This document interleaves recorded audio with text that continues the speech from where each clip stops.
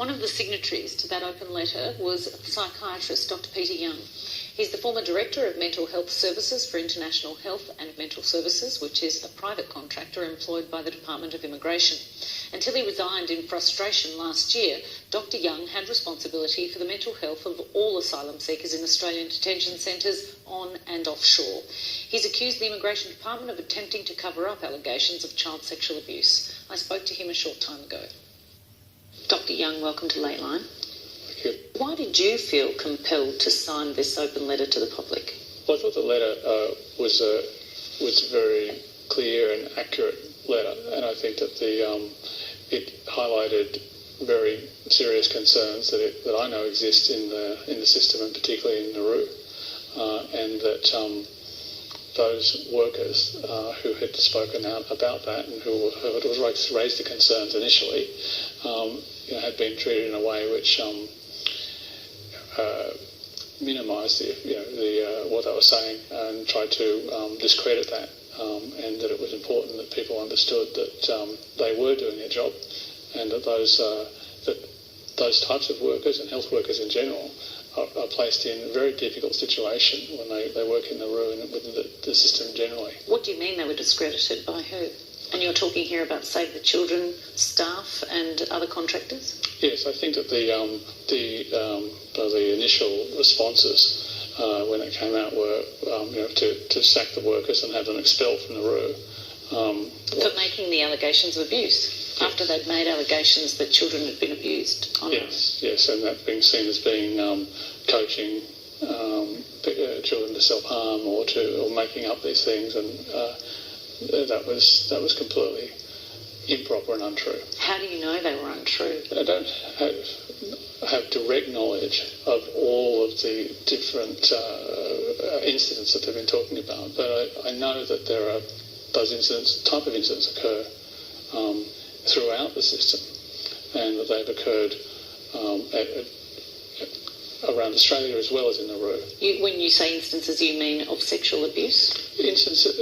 A whole range of different types of abuse of children, as occurs anywhere, but particularly within this type of institution. I think that's the thing about this institution particularly, is it's very closed. There's this huge sort of cult of secrecy and intolerance of anybody who speaks up or who says anything which is seen to be in any way contrary to the purpose of the centre. When you talk about the institution, what are you referring to there? So the institution, the detention camp itself, and the idea of keeping people like this in these conditions. When you say it's shrouded in secrecy, you mean the department? You mean the people who work on the island? I mean, at what level are you talking about here? Particularly in Nauru. I mean, it's a very isolated place. Transit in and out is heavily regulated. Any access to the centre from people who can look at it independently is highly restricted. Information that's occurred, that's been gathered through some of the normal process that we were doing about mental health screening, for example, all of that is suppressed. As in the material you gather is not allowed to be made public? Yes. Is that not because of your duty with regards to patient-doctor confidentiality? No, I'm talking about things like the standard mental health screening data that's been collected. This is the same sort of data which is collected mandatorily throughout Australia in health services, and is reported transparently and openly, and is available for anyone to look at on the internet. The same data, if it occurs in detention, is treated like a state secret, and nobody's allowed to know about that. And when the department is made aware of what the contents of it are, they react extremely negatively and angrily, and then try and discredit the information. What did that information reveal? In terms of the overall, it documents the harm done to mental health of children and adults in detention over time in detention. But particularly in Nauru, and particularly with regards to the children there, it was showing that the mental health outcomes for them were worse than children in detention on the mainland. Why would that be?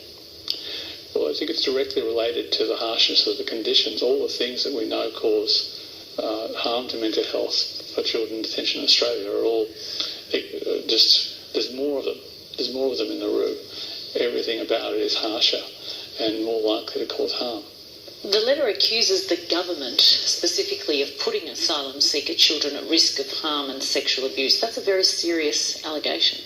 Yes, and I think that this system, the way it's been set up, and the characteristics of this institution, the environment itself creates the conditions in which harm is much more likely to occur. And what was the attitude to these cases when they were brought to the attention of the senior members of the department? Very often at a local level, there was a lot of happiness from local departmental officers when the IGMS staff would raise these things. And they would not want them to carry out their mandatory reporting obligations to the child protection authorities. Not report them to authorities? Yes. Why? Because they would want them handled internally. You're also obviously calling for another inquiry, this time a Royal Commission. What are you hoping that will achieve, given we've already had the Human Rights Commission inquiry, the Moss inquiry, there's currently a Senate inquiry launched by the Greens? Why the need now for a Royal Commission? The Royal Commission is really the only type of inquiry which has the relevant powers to be able to look into this properly, and it's a serious enough type of situation that really warrants that. I think what we've seen with these other inquiries is that they get accused of being biased, or accused of being politicised, and that's a way of dismissing their findings. And so I think only a Royal Commission would have that credibility. Could this in any way be brought within the ambit of the current Royal Commission into child sexual abuse? Well, I think that was certainly something that should be considered, given that there has been sexual abuse of children occurring in an institution. So I think in that way it is closely related. And so do you see parallels between what's going on, what we're hearing in the Royal Commission into child sex abuse, and what you've seen and heard of through your work with immigration? Yes, exactly. These are institutions. Institutions have particular characteristics within them, which I think is coming out through the Royal Commission, which is showing what are the characteristics that allow or encourage abuse to occur.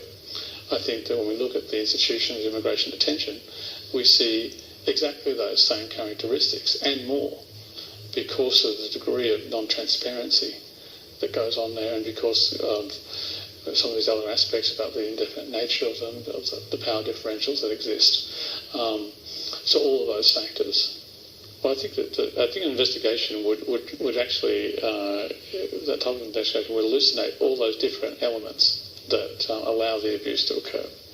And I think one of the very key parts of that is really the non-transparency and the lack of independence of our health providers and even the Save the Children workers. They tried to exercise independence and they were punished for it.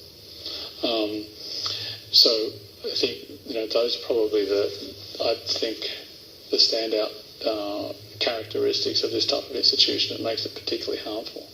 Before we came on air, you were mentioning the Catholic Church, that you saw parallels there. Can you explain what you meant when you said that? These institutions in which abuses occurred, they in one way or another, the closed nature of the institution, that the institution serves itself, that people want to deal with things internally, that they don't want external scrutiny.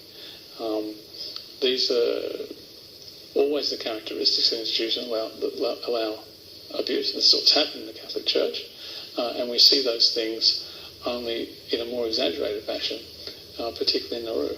Last month, when the United Nations found that Australia breached the Torture Convention in its treatment of asylum seekers, Prime Minister Abbott said in response that Australia is sick of being lectured to by the UN, and that in fact the UN should be giving Tony Abbott and his government credit for stopping the boats.